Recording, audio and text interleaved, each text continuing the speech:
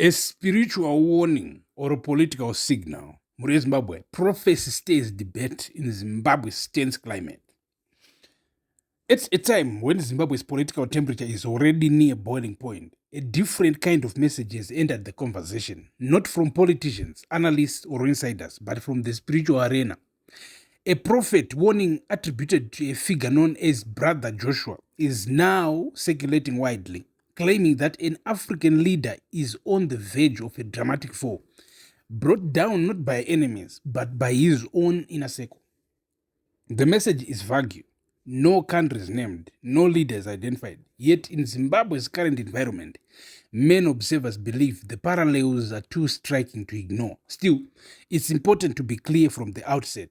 This is a religious or a spiritual claim, not verified political intelligence or factual reporting. Its impact lies in how people interpret it. My people, interpret it, not in proven evidence. Zimbabwe. The core message, a leader undone from within. At the heart of the prophecy is a simple but powerful idea.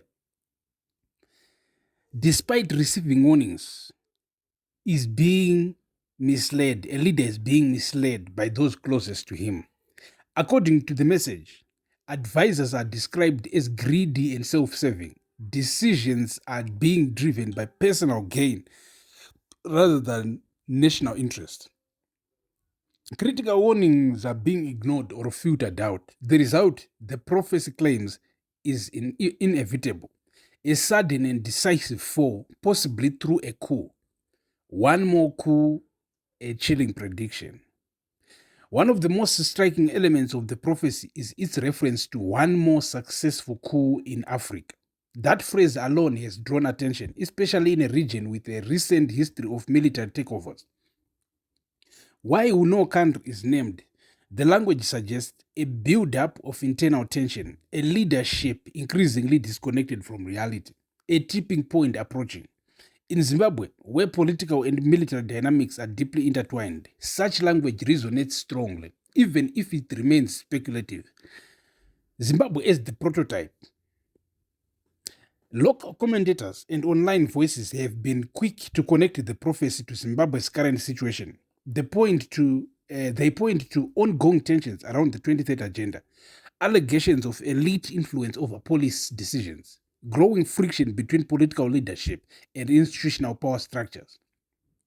In Zimbabwe, some argue the description fits the environment almost perfectly, but that interpretation is subjective. The prophecy itself does not explicitly name Zimbabwe, and applying it directly requires a leap from symbolism to certainty. The real target, the inner circle, perhaps the most important part of the message, is not about the leader, but about the people around him. The prophecy emphasizes that advisors are the true drivers of controversial decisions. They provide the energy and justification for policy direction. They shield the leader from reality by controlling information. Takambozvinzwa izvi nana 2017. So, this aligns with a broader political idea often discussed in governance. Leaders are only as effective or as misguided as the systems and people that surround them. Power brokers and invisible influence. In many political systems, especially those with long-standing power networks, influence is rarely limited to official positions. The prophecy's reference to power brokers suggests individuals with financial influence, figures who operate behind the scenes, networks that shape decisions without public accountability. So, whether in Zimbabwe or elsewhere, this idea resonates because it reflects a widely held suspicion that real power is not always visible. The boiling pot metaphor.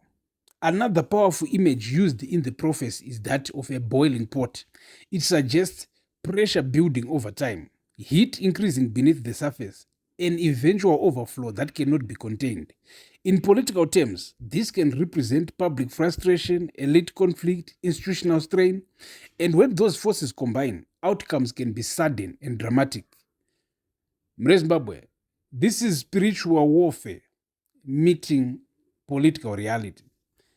Those sharing the prophecy emphasize that it is not meant as political commentary, but as spiritual insight. Within that framework, the response is not protest or police, but prayer and spiritual intervention. Key themes include binding negative forces influencing leadership, praying for national direction and stability, calling for justice against perceived corruption or oppression. This reflects a worldview where political events are not just material, but spiritual in nature. Faith as a lens for understanding power. In many African societies, spirituality and politics are not separate spheres. They overlap, they inform each other. And in times of uncertainty, spiritual interpretations often gain traction because they provide meaning where facts are unclear, offer a sense of control in unpredictable situations, frame events within a moral narrative. This is why such prophecies can spread quickly, even among highly political audiences. The risk of interpretation. However, Zimbabwe, there is a danger in how such messages are used. When a vague prophecy is mapped onto a specific political situation, it can reinforce existing biases, it can escalate tensions, it can be used to justify strong or even extreme positions. In volatile environments, belief can influence behavior, and behavior can shape outcomes. A psychological dimension to power struggles. Even for those who do not view the prophecy as literal, it highlights something real. Leaders under pressure often face information distortion. Advisors filter what they hear. Loyalty becomes more valued than truth. Dissenting voices are pushed out. Over time, this can create an echo chamber where decisions become increasingly disconnected from reality. Historical echoes. While the prophecy speaks in spiritual terms, history offers many real world examples of leaders brought down not by enemies, but by miscalculations fueled by inner circles. Whatever. Across different countries and eras, common patterns emerge: overconfidence, isolation from critical feedback, reliance on loyal but uncritical advisors. Whether one sees this as spiritual or strategic, the outcome is often the same.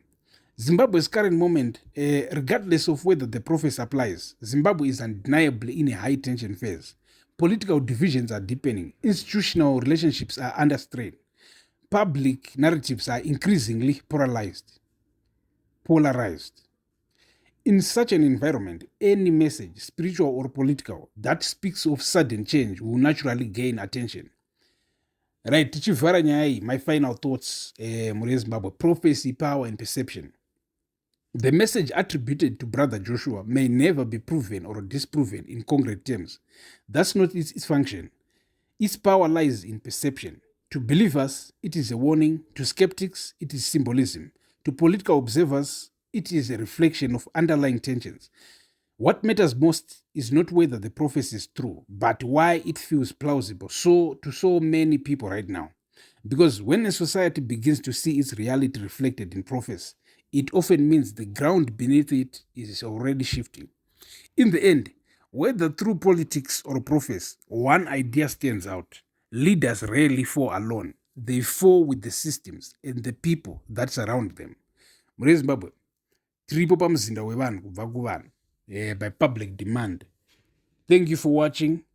Stay tuned, stay subscribed.